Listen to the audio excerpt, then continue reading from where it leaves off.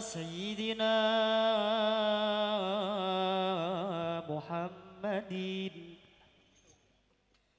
وعلى آل سيدنا محمد. اللهم صل وسلم وبارك عليه. السلام عليكم ورحمة الله وبركاته. الحمد لله رب العالمين، وأشهد أن لا إله إلا الله وحده لا شريك له، لا رب غيره ولا معبود سواه، وأشهد أن سيدنا محمدًا عبد الله ورسوله، النبي المصطفى، خاتم الأنبياء وإمام الأتقياء وسيد المرسلين وحبيب رب العالمين، المبعوث إلى كافة الجن وعامة الورى بالحق والهدى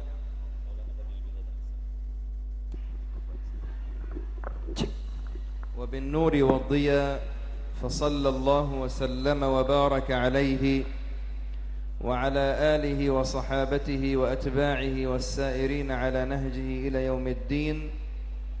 وبعد، المكرم فضيلة كياهي حجي محروس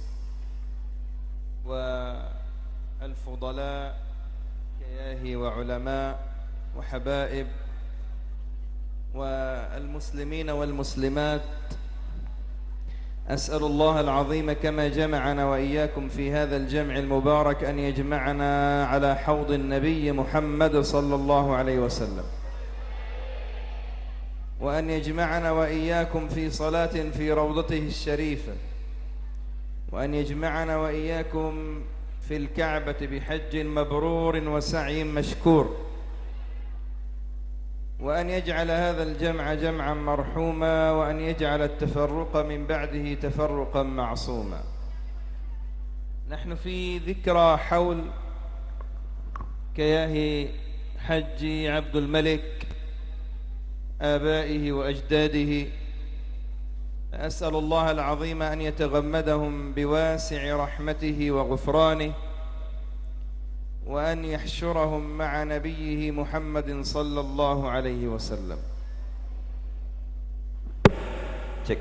Yang pertama, beliau setelah mengucapkan muqaddimah, salawat dan juga salam, beliau berdoa kepada kita semua yang hadir pada hari ini, pada detik ini, di acara haul yang ke-25.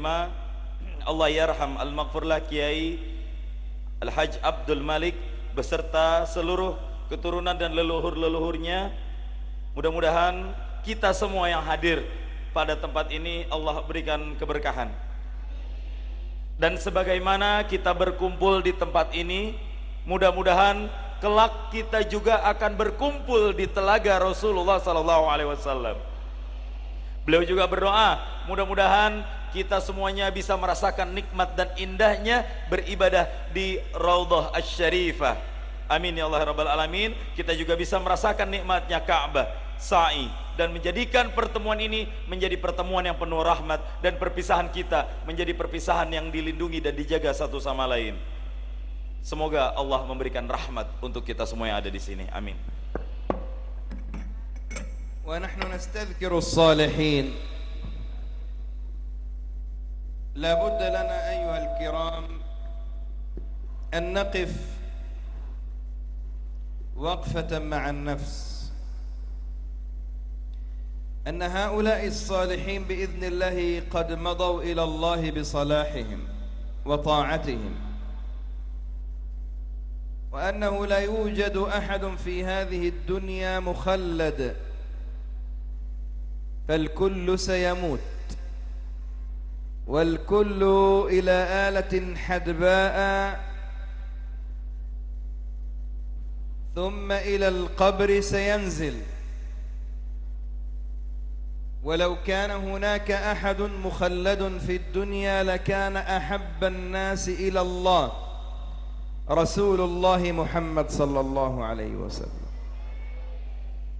لكن الله عز وجل قال لنبيه صلى الله عليه وسلم في القرآن أنه لن يعيش أبدا، فقال له إنك ميت وإنهم ميتون ثم إنكم يوم القيامة عند ربكم تختصمون. وحكم ربنا على كل الأنفس بالفناء والموت، فالملائكة سيموت، بل ملك الموت سيموت، ولن يبقى أحد إلا وجه الله، كل من عليها فان ويبقى وجه ربك ذو الجلال والإكرام. كل نفس ذائقة الموت، وإنما توفون أجوركم يوم القيامة، لكن صاحب الفوز فمن زحزح عن النار وأدخل الجنة. إذن الكل في هذه الدنيا مصيره واحد وهو الموت، لكن المآل والورود مختلف، فما منا من أحد إلا وسيموت، لكن الفارق أن هذا سيموت على إيمان فيدخل الجنة، وهذا يموت على عصيان وكفر والعياذ بالله فيكون من أهل النار. فالموت واحد لكن المصير مختلف، إما إلى جنة وإما إلى نار والعياذ بالله. والله نسأل أن يجعلنا جميعا من أهل الجنة، وأن يحرم وجوهنا وأجسادنا على النار. Kemudian di acara haul yang seperti ini barangkali bukan cuma sekarang kita hadir, sering kita datang ke berbagai haul-haul besar. Tapi sebenarnya ada nggak pelajaran yang bisa kita petik begitu kita pulang dari suatu acara haul yang setidaknya bisa menjadi pegangan untuk kita jadikan oleh-oleh ke rumah kita bersama ailah kita, bersama keluarga kita. Paling tidak dalam momen mengenang orang-orang saleh seperti haul pada pagi yang berbahagia ini, ada pelajaran yang bisa kita petik bersama-sama, yaitu tidak ada satupun sesuatu yang abadi di dunia ini. Semuanya akan fana, semuanya akan sirna kecuali Dia Subhanahu wa ta'ala. Akan ada saat-saat seseorang datang dan menjemput, lalu turun ke dalam kubur dan mengantarkan kita ke dalam liang tersebut. Semuanya pasti akan mati. Andai ada sesuatu yang kekal, kata beliau, andai ada, ini litaman nih, andai pun ada sesuatu yang kekal di dunia ini, sungguh yang Allah akan pilih adalah orang yang paling Allah Subhanahu wa ta'ala cintai. Siapa itu? Nabi kita Muhammad sallallahu alaihi wasallam. Akan tetapi kita tahu bahwa innaka mayyitun wa innahum mayyitun. Kata Allah dalam firman-Nya, innaka, sesungguhnya engkau wahai Muhammad, mayyitun, pasti akan wafat. Wa innahum mayyitun, mereka pun juga pasti akan wafat dan jasadnya berubah menjadi tidak bernyawa lagi. Kemudian summa innakum yaumal qiyamah inda rabbikum takhtasimun, kelak nanti kita akan pertanggungjawabkan, bahkan ada yang bertengkar ketika kita menghadap Allah Subhanahu wa ta'ala pada hari kiamat. Melalui ayat ini Allah menghukumkan segala sesuatu yang hidup dengan sifat kefanaan, dengan sifat tidak abadi, sirna, tidak kekal di dunia ini. Bukan cuma kita sebagai orang, malaikat maut yang ngajak kita maut juga nanti akan ikut-ikutan maut. Sekali lagi saya ulangi, malaikat maut saja akan mati. Nggak ada yang kekal kecuali Allah Subhanahu wa ta'ala. Kullu nafsin dha'iqatul maut. Segala yang bernyawa itu pasti akan dhaqa yadhuku, merasakan. Apa itu? Kematian. Nah, disinilah faman zuhziha 'anil nar, barang siapa yang dijauhkan dari neraka, wa udkhilal jannah, kemudian dia dimasukkan ke dalam surga, faqad faz. Inilah orang-orang yang sesungguhnya beruntung. Mudah-mudahan kita termasuk ke dalam orang-orang yang beruntung ini. Matinya satu, Bu. Matinya sama, Pak. Yang beda ini masirnya kita nanti. Hulu dari perjalanan kita, muara dari perjalanan nanti kita setelah mati. Yang ini mati dalam keadaan beriman kepada Allah, kemudian dia masuk surga. Yang ini mati dalam keadaan bermaksiat kepada Allah, kemudian neraka. Matinya mah sama, matinya nggak ada beda. Yang akan menentukan kita kemana itulah yang menentukan kondisi kita mati. Dan beliau berdoa, mudah-mudahan kita yang hadir di acara haul ini diwafatkan oleh Allah dalam keadaan husnul khatimah dan masuk surga Allah Subhanahu wa taala. Amin. وإذا علمنا أن الموت سيكون محتم على كل نفس وجب على الإنسان أن يعمل لما بعد الموت. فحديث النبي صلى الله عليه وسلم الذي قال فيه الكيس من دان نفسه العاقل صاحب العقل الرشيد والمتزن الذي يحاسب نفسه يوميا، يحاسب نفسه على التقصير وعلى التفريط في جنب الله، ثم يستزيد من طاعة الله عز وجل. الكيس من دان نفسه وعمل لما بعد الموت، والعاجز من أتبع نفسه هواها وتمنى على الله الأماني.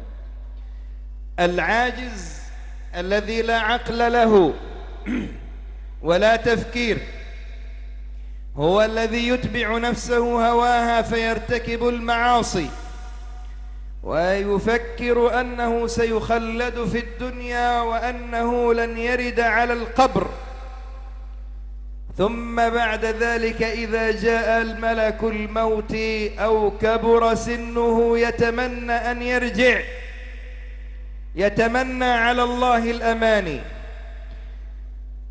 أعمارنا أيها المكرمون ما بين 60 و70، والواجب علينا أن نغتنم هذه الأعمار وأن نعلم بأن هناك ملك موت ينتظرنا وينتظر متى يؤمر ويأتيه الأمر من الله ليقبض الروح.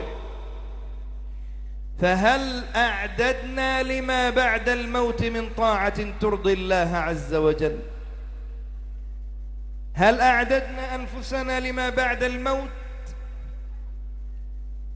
أعددنا أنفسنا بطاعة لله عز وجل وتوبة نصوح وكثرة ذكر لله عز وجل؟ نحن نرى أحوال الناس الآن، الشاب الصغير قبل الكبير يموت، ثم يأتي وباء يخيف الناس ويميت بعض الناس، فعلى ماذا سنموت أيها المكرمون؟ لذلك لا بد أن نلحق أنفسنا ونسارع إلى التوبة الصادقة والمسارعة إلى الطاعات وحضور الجمعة والجماعات، لأنه إذا جاء ملك الموت وأنت من المقصرين ماذا سيكون لسان حالك؟ فيقول رب لولا أخرتني إلى أجل قريب فأصدق وأكن من الصالحين ولن يؤخر الله نفسا إذا جاء أجلها والله خبير بما تعملون هل يستطيع أحد عندما يأتيه ملك الموت أن يقول لملك الموت أخرني لحظة دقيقة ساعة لا يستطيع. Kemudian kalau nanti kita mati dan malaikat datang menjemput kita, apa yang akan kita lakukan dan apa yang harus kita persiapkan? Nabi SAW sudah dari jauh-jauh hari mengingatkan dalam salah satu riwayat sabdanya, al-qayyis ay al-aqil, orang yang berakal itu adalah man dana nafsahu ay man hasaba nafsahu. Orang yang pintar, orang yang cerdas adalah mereka yang suka mengintrospeksi dirinya sendiri, yang suka bermuhasabah dan menghitung-hitung amalnya sendiri. Saya banyak amal baik apa amal buruk, saya banyak amal jelek apa amal baik, seterusnya.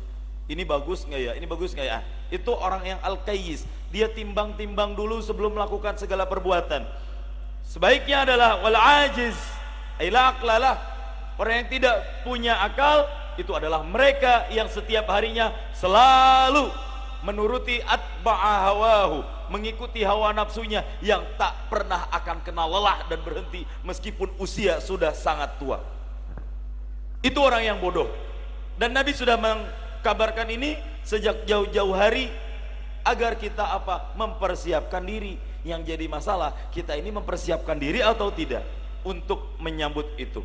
Jangan-jangan masih ada orang yang berpikir bahwa dia hidupnya kekal, saya masih lama di dunia ini, kemudian tiba-tiba malaikat datang menjemput, lalu kita mau bicara apa, mau cakap apa di hadapan malaikat? Bapak-bapak, ibu-ibu, sa'adakumullah hayatakum, beliau menjelaskan umur kita, umur umat Nabi Muhammad SAW itu ma baina sittina was sab'in, antara 60 sampai 70 tahun. Ini bisa kita hitung dengan matematik dan bisa kita tanya ke diri kita. Kita umurnya berapa? Tinggal hitung aja. Ya. Kalau udah lebih berarti bonusnya udah berapa? Allah bisa cabut bonus itu kapan aja. Nggak ada yang jamin juga pulang dari tempat ini kita masih dalam keadaan bernyawa. Karena itu wajib kita manfaatkan umur yang Allah berikan ini sebaik mungkin untuk mempersiapkan kematian nanti. Yang jadi masalah itu apa? Dalam kondisi seperti apa kita ketika malaikat datang menjemput? Itu kita lagi ngapain tuh? Apakah kita sedang dalam melaksanakan ketaatan kepada Allah? Apakah kita sedang bertaubat kepada Allah? Apakah kita sedang berzikir kepada Allah? Atau sebaliknya dalam keadaan isyan, maksiat, main ke rumah janda dan lain-lain? Itu bisa saja terjadi. Sekarang beliau menyebut, bapak-bapak, ini buat anak muda sebenarnya. Ini yang muda juga sekarang cepet loh matinya. Bukan cuma orang tua, yang muda kadang cepet matinya. Belum lagi sekarang wabah yang lagi datang di sekeliling kita dan banyak memakan korban sebagian dari umat manusia di seluruh dunia. Pertanyaannya, kalau kita tidak taubat, lantas bagaimana cara kita untuk mempersiapkan kematian? Karena nanti ada orang-orang yang udah di dalam kubur, bapak-bapak, ibu-ibu nyesal, minta proposal kepada Allah Subhanahu wa taala, ya Allah, laula akhartani ila ajalin qarib, ya Allah, sebentar aja hidupin saya lagi ke dunia, sebentar aja kembalikan lagi, ila ajalin qarib, sebentar aja, nggak minta lama-lama. Dia pengen minta setelah mati nih, nyesal di dalam kubur, dia ngajuin proposal ke Allah supaya dihidupkan lagi sebentar aja. Lah kalau dihidupkan kamu mau ngapain? Pak Asodako, saya mau sedekah deh, saya mau ngebantu Kiai Mahrus untuk ngembangin pesantren Al Ihsan ini, saya mau bantu ulama-ulama, saya mau bantu perjuangan Auma, saya mau bantu perjuangan kiai-kiai, guru-guru ngaji di kampung, saya pengen sedekah, kalau perlu semua mobil-mobil saya jualkan demi pembangunan pesantren-pesantren. Pak Asodako. Tapi wa akum minas solihin, wa aku minas solihin, udah sedekah, saya pasti akan siap menjadi orang-orang yang soleh. Itu proposal yang akan diajukan oleh orang-orang yang udah terlanjur menyesal di dalam kubur nanti, dan dia berharap untuk dihidupkan kembali. Walayu akhirallah, Allah Subhanahu wa taala ini pakai lan. Kalau kita ngaji nahu pakai lan ini nggak akan pernah terjadi. pakai huruf lan itu artinya tidak, sama kayak la, tapi kalau lan ini nggak bakal pernah terjadi selama-lamanya. Wala yuakhirullah, Allah tidak akan pernah menunda-nunda seseorang idza jaa ajaluha, kalau sudah datang ajalnya tiba. Dan dia nanti akan mempertanggungan semua perbuatannya di hadapan Allah Subhanahu wa taala. Ba'dun nas yadhunnu annahu sayukhalladu fid dunya wa yartakibu al-ma'asi wa la ya'lam anna hunaka malakul maut yantadhiru. Ana urid an asifa lakum ad-dunya ayyuha al-kiram wa a'maruna fid dunya. سيدنا نوح عليه السلام عاش في دعوته فقط في الدعوة 950 سنة، ولكن حياته قبل الدعوة وبعد الطوفان عاش 1450 عام. لكن عندما جاء ملك الموت إلى نوح عليه السلام قال له يا نبي الله صف لي حالك مع الدنيا. قال وجدت الدنيا كرجل دخل إلى منزل من باب وخرج من الباب الآخر. سيدنا نوح عليه السلام 1450 عام يصف مكوثه في الدنيا مثل الرجل الذي يدخل من البيت من باب ويخرج من الباب الآخر، أي أن حياته مجرد حياة بسيطة لا تعني شيء. فماذا نقول نحن الذين لم نتجاوز 60 و70 عام؟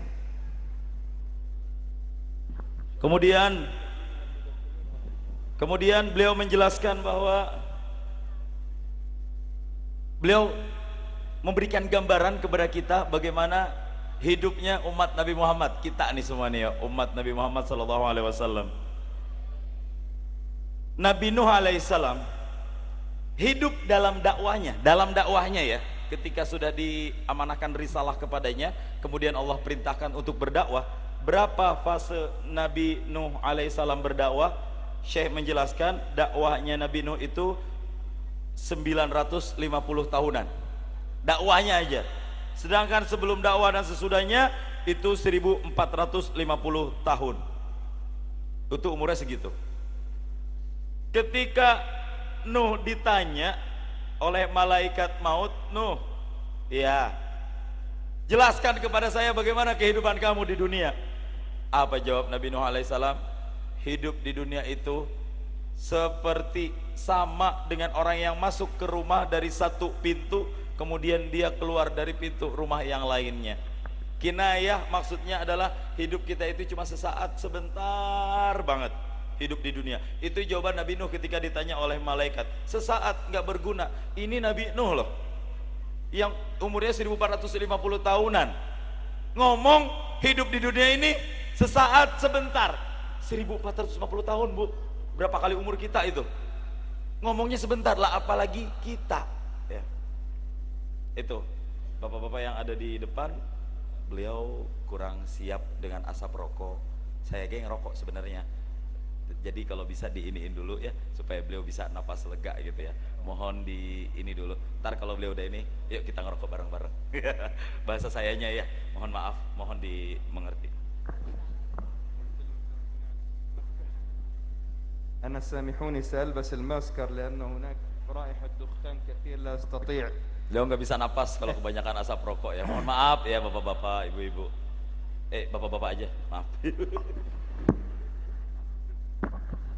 Keceplosan, sorry, maaf ya. Jangan dilapor polisi ya. والله هذا الذي يشرب الدخان لو بثمن الدخان يشتري فيه شيء لزوجته تجمل نفسها أجمل له. Bapak-bapak, ini coba deh yang ngerokok, coba stop ngerokok, ganti anggaran rokok belanja negara kita di rumah tangga, gantiin deh, beli make up deh buat istri biar cantik. Setuju nggak, Bu? Setuju? Emang selama ini, ini yang ngomong setuju ketahuan nggak pernah dibeliin make up Pak. Beliin bedak Kelly kayak gitu Pak, yang dipakai sama nenek-nenek itu. مر سيدنا نوح عليه السلام إلى المقبرة فرأى امرأة تبكي بكاء شديد فقال لها ما يبكيك يا أمة الله. بكاء شديد، من كثرة بكائها قلبها سينفطر وتموت. قالت له إليك عني، ابتعد عني. قال لها نوح عليه السلام ما هي قصتك؟ قالت مصيبتي عظيمة لا تعرف المصيبة التي أنا فيها. قال لها قولي ما هي مصيبتك؟ قالت ابني توفي وهو صغير في السن. توفي وهو صغير في السن. قال لها كم عمر ابنك؟ قالت ابن موت كتشيل. قال لها بربع عمر ابن. قالت عمر ابن 350 سنة. تيجا بولا أيوة 350 بولو تاهون وهو صغير في السن. ابن عمره صغير وعمره يموت وهو 350 عام، طفل صغير. قال لها يا أمة الله لو تدري أن هناك أمة ستأتي لا تتجاوز أعمارهم ما بين 60 و70، فماذا تقول عن ابنك؟ قالت يا نبي الله وهل سيعمر هؤلاء الناس؟ يعني يبنوا. قال ويتطاولون في البنيان. قالت لئن أدركت هذه الأمة لأجعل 60 أو 70 عام هذه ساجدة لله سجدة واحدة. إذن أعمارنا ما بين الأمم قصيرة أيها الكرام، لكن الواجب علينا أن نغتنم هذه الأعمار بطاعة الله عز وجل، بالطاعة التي تؤهلنا إلى أن نفوز برضا الله ورضوانه وجنة عرضها السماوات والأرض أعدت للمتقين الذين يحاسبوا أنفسهم ويعملوا لما بعد الموت. Suatu saat Nuh jalan-jalan Pak, Bu ya. Ini kayaknya udah tanda-tanda mulai jam-jam rawan ngantuk ini Pak nih. Ngantuk nggak Pak? Ibu-ibu ngantuk? Alhamdulillah. Mudah-mudahan yang gerah-gerah pakai kipas Allah jauhkan dari neraka nanti. Amin. Nuh suatu saat jalan Pak, jalan ke satu area pemakaman. Jalan Nuh, cek ketemu sama emak-emak udah tua, ibu-ibu sudah lanjut usia, perempuan lah pokoknya. Dia nangis di dalam kubur. Assalamualaikum. Waalaikumsalam. Kamu siapa? Ini cerita saya bahasakan dengan supaya bisa lebih dipahami. Menjauh kamu dari aku, gak usah tanya-tanya. Iya, saya cuma pengen tahu kenapa kamu nangis, ibu, di kuburan itu matanya sampai tersembab, seduk sedan gitu, nangis dengan sangat kuat. Kenapa sampai nangis? Ya udah pokoknya menjauh, saya nggak mau dicolek-colek. Begitu emang cewek mah ya, perempuan tuh kalau udah lagi itu pengennya dijauhin be gitu. Tapi kalau diperhatiin mau juga sebenarnya. Nabi Nuh alaihissalam nggak mau kalah, tetap memberikan perhatian lebih. Kenapa? Coba curhat. Akhirnya ngaku curhat, iya saya sedih anak saya masih kecil meninggal, padahal masih kecil banget umurnya. Kata ibu itu, oh berapa umurnya? Umurnya baru cuma 350 tahun. Ya bayangin, itu ceritanya pendek, episode selesai. Ini bukan sinetron Azab Indosiar Bu ya, yang suka ibu tonton jam 1 siang. Ini cerita setidaknya pelajaran buat kita, menggambarkan umur di umatnya Nabi Nuh alaihissalam, anak kecilnya aja segitu. Anak kecilnya aja umurnya segitu. Ya. Apalagi kita. Ketika itu Nuh diberitahu bahwa Nuh segitu itu umurnya, itu masih, kalau kamu bilang pendek, itu jauh lama banget. Emangnya kenapa ya Allah? Akan ada nanti satu golongan umat yang umurnya hanya di rentang 60 sampai dengan 70 tahun. Hah? Serius? Iya, serius. Itu adalah umat Nabi Muhammad SAW di akhir zaman nanti. Umur 60-70 tahun, iya. Lantas bagaimana mereka bisa mendirikan bangunan-bangunan yang tinggi? Ya tatawaluna fil bunyan. Bagaimana mereka bisa membangun gedung-gedung? Bagaimana mereka bisa membangun menara, rumah yang megah, tingkat dan lain-lain? Bal yatatawaluna fil bunyan. Justru itu umat yang umurnya pendek, mereka yang paling banyak membangun bangunan yang tinggi. Rumah nggak cukup satu, nambah ruko yang lain. Ruko nggak cukup satu, beli apartemen yang lain. Kita tuh, betul. Di zaman Nabi belum ada Burj Khalifah dan apartemen yang tinggi-tinggi. Baru ada di zaman kita, umur yang pendek ini bisa bangun bangunan yang setinggi itu. Ya Allah, andai aku tahu bahwa ada umat yang umurnya hanya 60 sampai 70 tahun saja, kata Nabiullah Nuh alaihissalam, saya akan pergunakan umur tersebut seluruhnya untuk bersujud kepada Allah dengan satu kali sujud saja. Ini dalam rentang waktu itu hanya ingin digunakan untuk satu kali sujud. Kita sujud kuat bu, 60 tahun.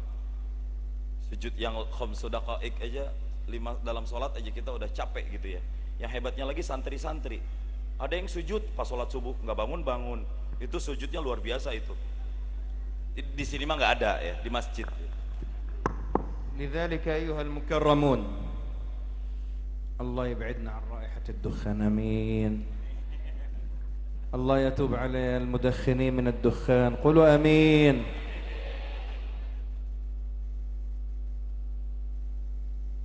حتى يعملوا لما بعد الموت من الدخان. إذا تترك الدخان ترضي الله وترضي الزوجة. إذا تترك الدخان ترضي الله. ما اسمه الدخان عندكم؟ روكو. ترك دخان روكو رضا الله رضا istri ya. Kalau ninggalin rokok pasti akan mendapat 2 ridho, ridho Allah dan ridho istri, betul? الرضا الله لأنك تترك شيء محرم. Ridho dari Allah karena meninggalkan sesuatu yang menurut pandangan beliau rokok itu haram. لكن رضا istri تشتري لها فيها ميك اب ها. Tapi ridho istri, gue dibeliin make up. Lihat tepuk tangan ini.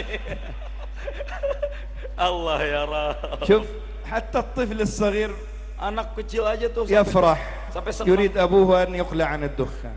Pengen bapaknya mungkin kurang jajan kali ya. لأنه يريد أن يرى أمه جميلة. Karena pengen lihat mamahnya cantik gitu. Ya Allah. طيب.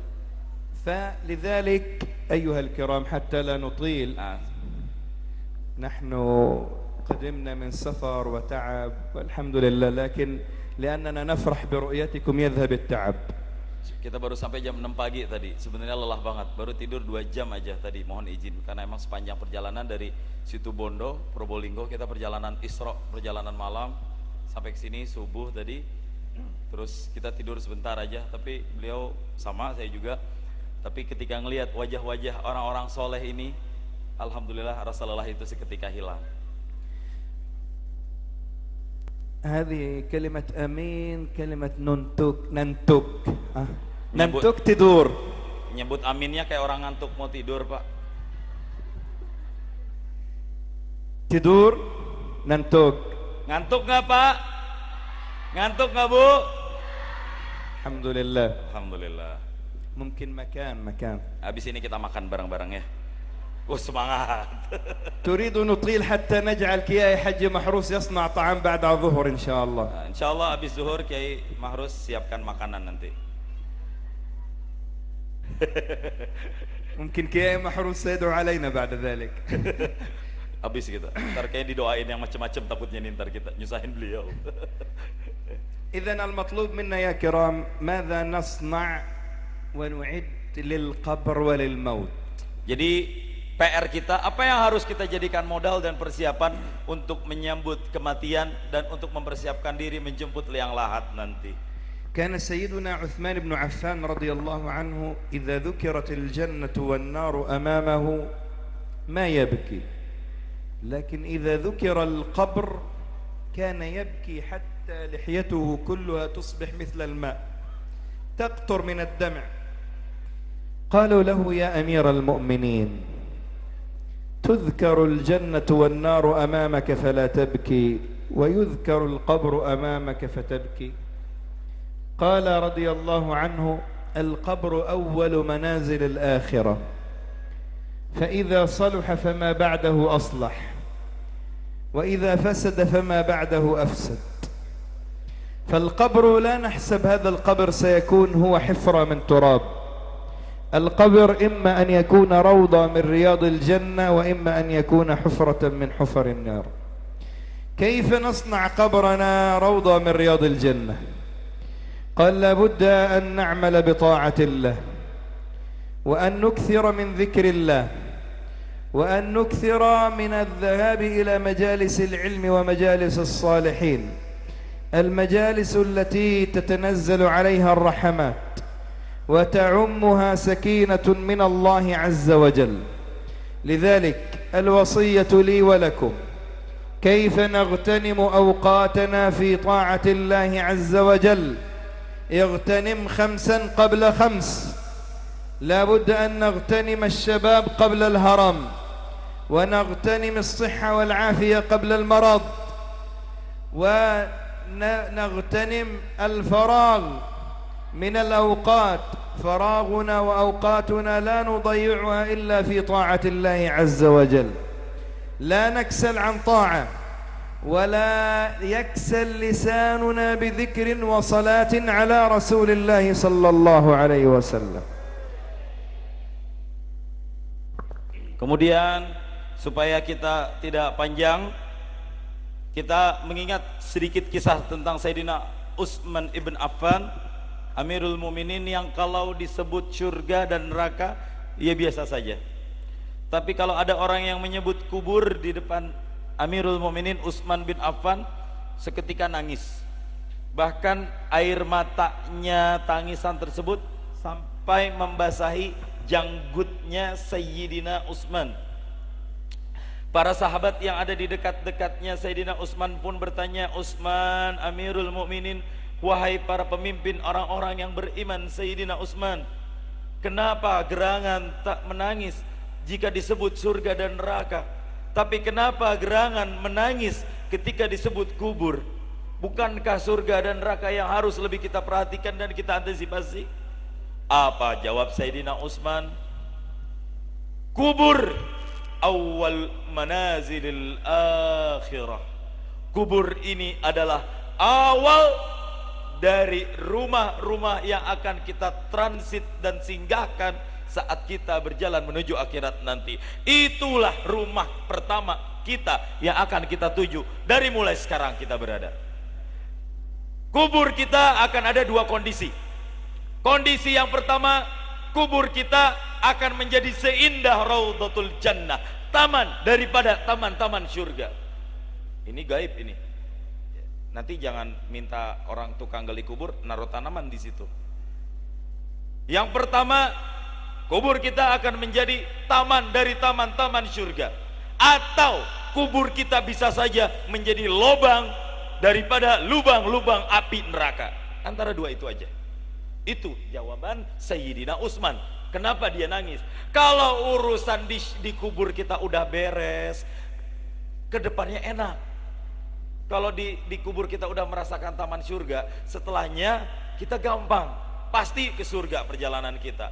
Tapi kalau di dalam kubur kita sudah mendapatkan percikan dari lubang api neraka, lantas apa nasib yang akan kita rasakan setelah nanti kita dibitah kembali, ketika nanti kita dibangkitkan kembali dari dalam kubur untuk menghadapi semua, mempertanggungjawabkan seluruh amal-amal yang kita miliki. Karena itu beliau berpesan agar kita memanfaatkan pesan Nabi SAW, ightanim khamsan qabla khamsin, manfaatkan 5 perkara sebelum datang 5 perkara. 3 yang beliau sebutkan adalah manfaatkan masa mudamu sebelum datang masa tuamu. Yang ngaji santri-santri di sini terus semangat. Kalau udah tua mah udah beda, udah punya istri, udah punya anak, juga nggak kelar-kelar urusan. Istri minta ini, tetangga beli kulkas, istri yang sakit.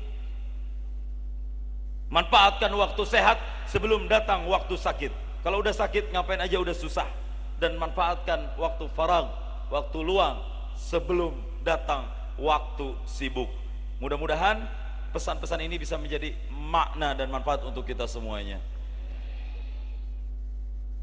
أيها الكرام، لابد لنا دوما أن نسعى ليس إلى صلاح أنفسنا فقط، بل إلى صلاح أبنائنا وذرياتنا.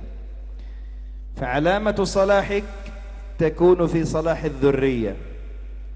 ربنا قال عن عباده والذين يقولون ربنا هب لنا من أزواجنا وذرياتنا قرة أعين واجعلنا للمتقين إماما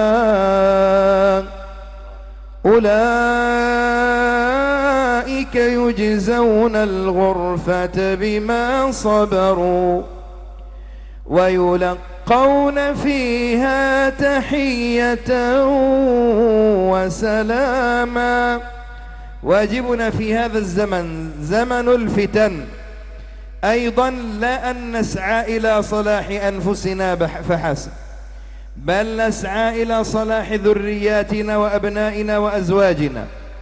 نحن في زمن الفتن التي يريد فيها أعداء الأمة أن ينسلخ أبناء الإسلام من الدين، وأن ينسلخ أبناؤنا من تربية الدين. بل حتى في هذا البلد كثير من أعداء الإسلام لا يريد أن تكون أندونيسيا قوية بالبنجاسيلة، يريد أن يضعفوا الدين من حياة الناس. لذلك الواجب علينا إذا أردنا أن نحيا حياة السعداء وأن تبقى هذه البلد أندونيسيا بلدا آمنا مطمئنا أن نسعى فيها إلى بث روح الإسلام وتربية أبنائنا على روح الإسلام، وأن نسعى جاهدين إلى الدعوة إلى الإسلام. أعداء الأمة لا يريد أن يبقى هناك من أبنائنا من يعترف أو من يأخذ من نبي الله محمد صلى الله عليه وسلم أسوة وقدوة. نحن نرى كثيرا من أعداء الإسلام يريد أن يتخلق أبناؤنا بأخلاق الغرب وتربية الغرب وتربية الملحدين والظالمين. لذلك إذا أردت أن تعمل لما بعد الموت فأصلح نفسك وأصلح ذريتك، واسعى إلى أن يكون إسلامنا قويا وأن يكون ديننا ورايته خفاقة. نحن كمسلمين في أنحاء الأرض ننظر إلى هذا البلد الطيب على أنه أكبر دولة إسلامية لا بد أن تبقى قوتها ووحدتها ودينها وكيانها باق فيها إلى قيام الساعة إن شاء الله. ثم لنحرص على تربية أبنائنا في مثل هذه المعاهد الإسلامية هذه التي تربي أبناءنا على دين الله عز وجل. ما ذكر هؤلاء الصالحون مثل كياهي حج عبد الملك المرحوم وآباؤه إلا لأنهم أنشأوا أجيال تربت على دين الله عز وجل. فأصلحوا، ووصيتي لي ولكم كيف نصلح أنفسنا، نصلح ذرياتنا نسائنا أبنائنا حتى نفوز بسعادة الدارين الدنيا والآخرة. فأسأل الله العلي العظيم أن يجعل بيوتنا جميعا بيوت حفاظ للقرآن وبيوتا فيها التقوى والصلاح والخير والبركة إنه على ما يشاء قدير وهو نعم المولى ونعم النصير. Kemudian yang terakhir, wasiat yang terakhir, beliau berpesan sebelum beliau turun dari mimbar ini dan sebelum kita ijazahkan wirid ini. Yang pertama, senantiasa kita perbaiki diri dan perbaiki keluarga kita. Perbaiki diri dan perbaiki keluarga kita. Karena tanda-tanda orang itu soleh itu bukan hanya dilihat dari dirinya sendiri saja, tapi dilihat dari cucu, cicit, keturunan-keturunannya. Sama nggak solehnya dengan bapaknya atau tidak? Al-walad kaifal walid. Anak bagaimanapun, bagaimana pendidikan orang tuanya. Apalagi sekarang bapak-bapak, ibu-ibu, kita ini hidup di zaman penuh fitnah. Zaman di mana musuh-musuh Islam ingin anak-anak kita tuh lupa menrabbuka siapa Tuhanmu, lupa menabiyuka siapa Tuhanmu. Itu yang ingin dilakukan oleh musuh-musuh Islam sekarang. Karena kan kita sering berdoa, Rabbana hablana min azwajina wa dzurriyyatina qurrata a'yun. Kita pengen menjadikan anak-anak kita ini menjadi qurrata a'yun, keturunan kita menjadi qurrata a'yun, peneguh ketetapan mata yang kalau dilihat seneng banget. Bukannya kalau dilihat sebel, itu enggak qurrata a'yun tandanya. Tapi kalau yang qurrata a'yun itu jauh dikit, bawaannya kangen, walaupun enggak dibeliin make up bu, kangen suami itu ke istri, itu qurrata a'yun. Dan kita juga berharap dan berdoa waj'alna lil muttaqina imama, agar bisa menjadi pemimpin bagi orang-orang yang bertakwa. Ini doa yang selalu kita panjat dan haturkan pada Allah Subhanahu wa taala setiap kita habis sholat, ya. Itu sebenarnya doa yang mengajak kita. Karena itu pesan beliau, perbaiki diri sendiri, solehkan diri sendiri, lalu solehkan orang lain. Apalagi ini Indonesia, kata beliau, saya sebagai orang Arab menjadikan negara Indonesia ini sebagai rujukan, sebagai bangsa dengan umat muslim terbesar di dunia dan bangsa dengan jumlah penduduk terbanyak di dunia. Ini Indonesia dijadikan rujukan bagi orang-orang Arab dalam hal keamanan, kesentosaan, toleransi, rukun, persatuan, kekuatan. Karena itu jaga ini persatuan, bangsa ini dilirik. Dan kunci sukses untuk menjaga bangsa ini, perhatikan dan berpegang teguhlah kalian kepada Pancasila. Hidup NKRI. Ini saya merinding Pak nih. Ini nggak jarang ini beliau ngomong. Beliau ngomong nih bukan sebagai orang Indonesia nih. Kita malu juga nih saya nih sebagai orang Indonesia. Beliau ngomong Pancasila loh. Beliau bukan orang Indonesia loh. Beliau belum WNI tapi udah ngomong Pancasila. Ini berarti begitu besar kecintaan beliau kepada kita orang Indonesia. Ya. Kuncinya itu pegang teguh Pancasila, dan beliau juga berpesan jangan biarkan Pancasila ini dirobek-robek oleh orang-orang ateis, oleh orang-orang komunis. Jaga terus Pancasila, betul? Ini beliau yang ngomong. Karena inilah yang akan merusak generasi kita, generasi anak-anak kita. Perbaiki semuanya. Aslih nafsak, perbaiki diri kita. Jangan biarkan anak-anak kita tergerus dengan pendidikan ala barat. Ya, anak-anak kita lebih kenal, ya, mungkin sekedar tambahan, beliau dalam kesempatan yang lain sering menjelaskan anak-anak kita kalau disebut nama Nabi aja lupa, tapi kalau disebut aplikasi TikTok paling semangat. Kita sebagai umat muslim jaga pendidikan, dan beliau titip pesantren-pesantren yang ada di Indonesia ini harus tetap berkibar. Pesantren-pesantren yang ada di tempat kita harus tetap berjalan.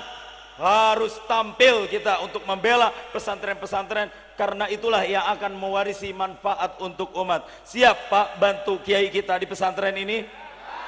Siap bela pesantren-pesantren di Indonesia? Alhamdulillah wa syukrulillah. Taib. Fi ziyadah, ada tambahan? في نهاية يعني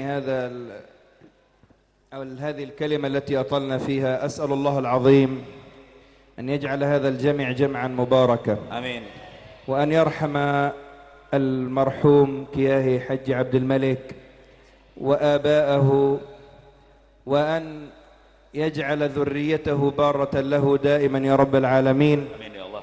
اللهم اغفر له وارحمه وعافه واعف عنه وأكرم نزله ووسع مدخله. اللهم إنا نسألك الهدى والتقى والعفاف والغنى. ونسألك يا ربنا علما نافعا ورزقا واسعا وعملا متقبلا. اللهم أصلح لنا نفوسنا وأصلح لنا ذرياتنا وأصلح لنا أزواجنا يا رب العالمين. ربنا ظلمنا أنفسنا ظلما كثيرا وإن لم تغفر لنا وترحمنا لنكونن من الخاسرين. وآخر دعوانا أن الحمد لله رب العالمين. Amin. Baik, yang terakhir, nanti bapak-bapak bisa mendapatkan kitab ini. Nanti Mas Bukhari mohon bantuannya ya untuk dijaga ke jamaah. Nanti setelah ini supaya kita nanti tertib belinya ya, karena biasanya diserbu gitu ya. Nanti kita taruh di depan untuk yang putri juga taruh di sini. Stoknya udah tinggal habis. Ini Ma'had ada 4 lagi yang dikunjungi, mesen ini. Saya nggak tahu kalau habis di sini udah selesai berarti perjalanan kitabnya udah habis. Baik, untuk yang terakhir kitab wirid ini kita akan ijazahkan oleh beliau bersama-sama. Banyak orang yang meminta sanad ke beliau, tapi mungkin terbatas oleh waktu dan tempat, jadi nggak bisa bertatap sua. Bapak-bapak, ibu-ibu, mohon duduk sejenak. Kita khusyuk, ikuti apa yang beliau ucapkan, ikuti apa yang beliau lantunkan. Ini menjadi doa buat kita semuanya yang ada di sini. Ikuti semuanya, dan nanti ketika beliau bilang qabiltum, jawabnya adalah qabilna. Qabiltum, qabilna. Ini wirid yang sangat luar biasa. Beliau kalau mengatakan kalau kita mengamalkan wirid ini, ada ulama yang menjelaskan bahwa insya Allah kita akan wafat di atas kesolehan dan dalam keadaan beriman.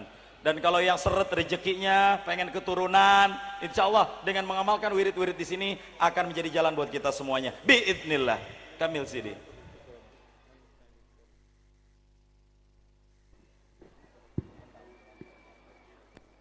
Bismillahirrahmanirrahim. Bismillahirrahmanirrahim. Baca semua. Hasbunallahu wa ni'mal wakil. Hasbunallahu wa ni'mal wakil. Hasbunallahu wa ni'mal wakil. Hasbunallahu wa ni'mal wakil. Hasbunallahu wa ni'mal wakil. Hasbunallahu wa ni'mal wakil. Astaghfirullahal azim. Astaghfirullahal azim. La ilaha illallah. La ilaha illallah. Al-Malikul Haqqul Mubin. Al-Malikul Haqqul Mubin. Allahumma salli wa sallim ala Sayyidina Muhammad. Allahumma salli wa sallim ala wa ala alihi wa sallim.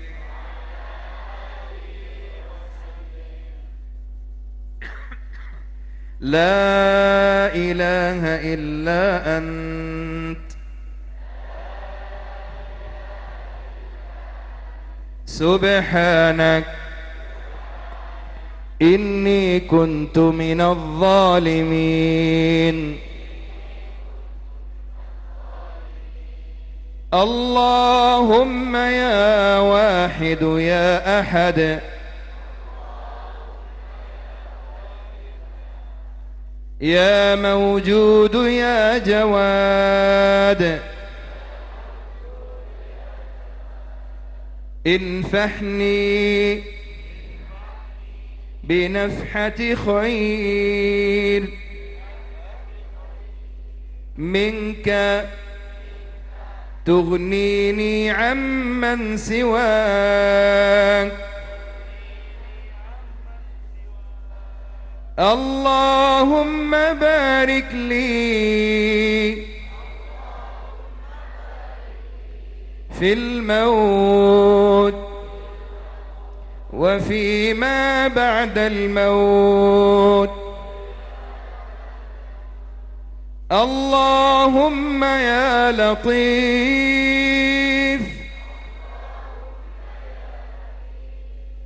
أسألك اللطف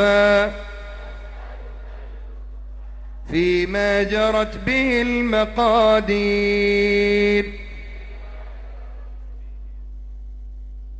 وصلى الله على سيدنا محمد ورضي الله عن روح غوث الثقلين سيدي شيخ عبد القادر الجيلاني ورضي الله عن أشياخنا أولهم وآخرهم وآبائنا وأمهاتنا واجزهم اللهم عنا خير الجزاء والحمد لله رب العالمين. هذا الورد ورد عام بعد صلوات يؤخذ فيه. نحن كتبنا في الكتاب كيف تقوم بهذا الورد بالعزيمة وبالرخصة. ثم هناك الأوراد للدعوات والصلوات بين المغرب والعشاء والاستخارة وورد البسملة وورد الفاتحة وورد الصلاة على النبي صلى الله عليه وسلم. بكثرة ذكر الله الله سبحانه يزيل الهموم ويرفع الغموم. بل قال الصالحون أن من يداوم على هذا الذكر وهذا الورد يموت على الإيمان. Oke, yang wirid tadi barusan kita baca itu bisa didawamkan seusai sholat. Ada lagi wirid-wirid lain di dalam kitab yang ini, wirid dan salat qadiri ini. Ada wirid-wirid salat awabin, kemudian doa tahajud, duha dan lain-lain. Dan ini kalau kita dawamkan insya Allah bisa menghilangkan rasa gundah gulana kita. Dan insya Allah ada orang soleh yang mengatakan bahwa yang baca wirid-wirid ini akan Allah wafatkan dalam keadaan beriman pada Allah Subhanahu wa taala. Ya. ونحن نريد أن يدخل الورد والذكر في كل بيت لأن كثرة ذكر الله تزيل الهموم وترفع البلاء. Ya, banyak wirid dan zikir itu bisa menghindarkan rasa gundah dan gulana, dan rumah kita juga jadi berkah dan aman insya Allah. فنحن نجيزكم بالورد العام إن شاء الله. أجزناكم بورد سيدي عبد القادر الجيلاني من الطريقة الكسنزائية. هل قبلتم؟ الحمد لله رب العالمين.